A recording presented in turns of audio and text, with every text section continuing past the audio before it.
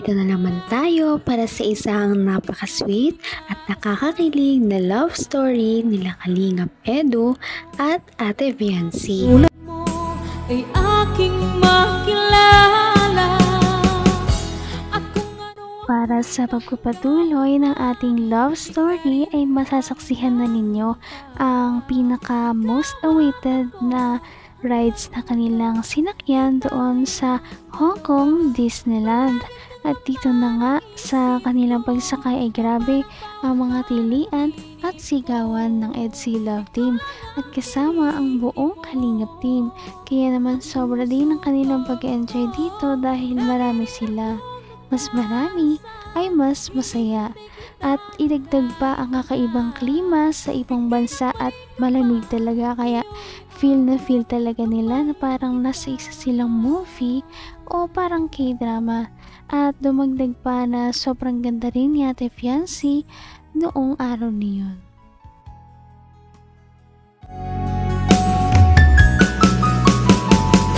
Ang nice ko lang.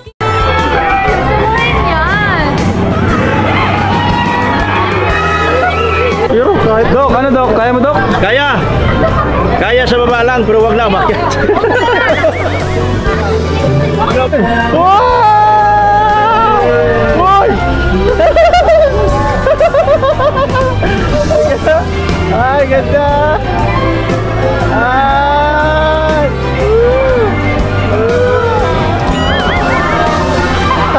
Ay! Makahilo. Nahihilo ako magtingin sa camera. Bumibilis din! Ang ganda! Ay! Ah! Hindi tatay sumama. Yun na yun.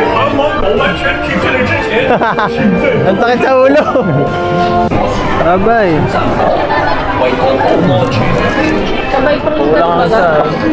Kulang sa akin ako.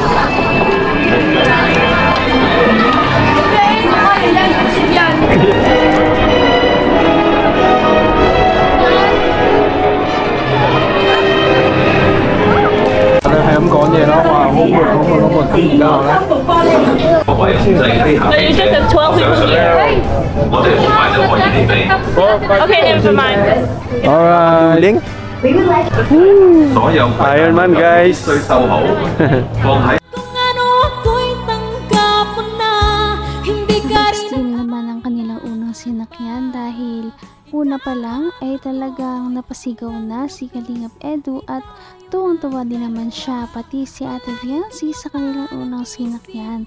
Pagkatapos nito ay gumala muna sila sa parang isang museum na puno ng mga statue na magaganda. Iron Man guys. Diyan, hawak ka lang sa akin ha. Kasi delikado dito. Delikado dito itong mga ano. Ah, si Doc. Ano to? Paano ba to? Seatbelt.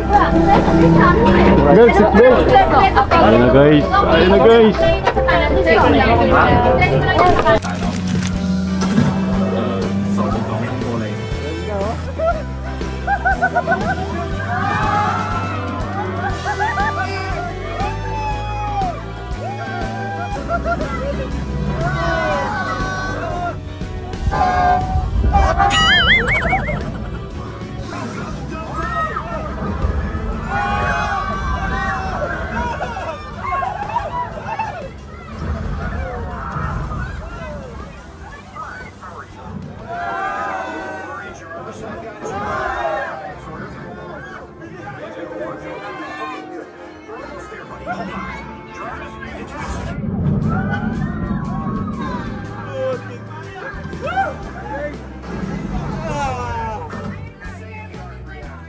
Grabe, galing.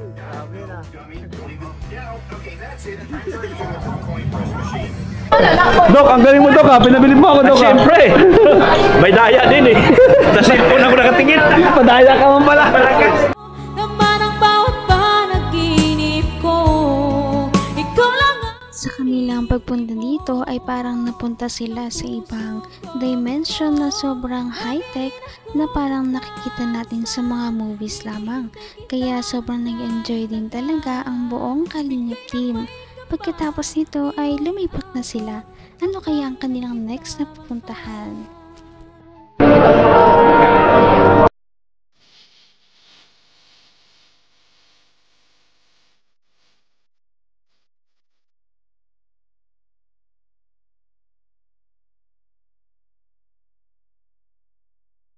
Wonder if you think about me like I think of you. Wonder if you dream the way I do. When you look at clouds, do you see faces as I do? Do you get Grabe, ang ganda talaga. Di ako makapaniwala ano nakapunta ako dito. Ha? Kahit ako. Hindi ko akalain na makakabalik ako dito. Ito na yata yung pinakamagandang napuntahan. Sa lahat. Ako, kahit saan, basta kasama ka, maganda. Ito, kung wala ka siguro, baka hindi pa masyado ma-enjoy ito. Totoo yun. Naalala ko tuloy yung sa Enchanted Kingdom. Oo nga, no? Maganda din yung turon. Mas maganda talaga ito. Sabi ko naman sa'yo, di ba? Sabi ko sa'yo, wala sinabi yun. Alam mo, hindi pa nga natin nalilibot yung kalahatan nito eh. Hanggang wakas ay tayo ng dalawa. Palagi kang Napakaganda naman ng Disney Palace na ito dahil parang nakikita lamang natin ito sa mga movies. Parang pang prinsesa talaga ito at bagay na bagay kay Ate Fiancé dahil sa kanyang ganda. Para siyang prinsesa at prinsipe si Kalingap Edu. At dito nag-picture-picture muna sila at nag-usap. Alam mo, hindi pa nga natin nalilibot yung kalahatan nito eh. Mas marami pa diyang rides na mag-i-enjoy ka.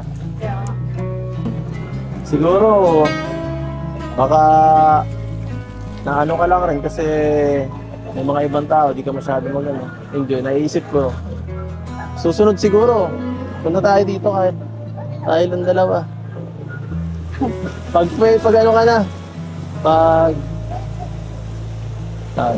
Ay, hindi pwede yun. Sama dapat sila mama para ma-experience naman. Sige, sama natin sila. Para happy family kayo. Basta kasama ako din ha. Enjoy ka naman so far. Sobra.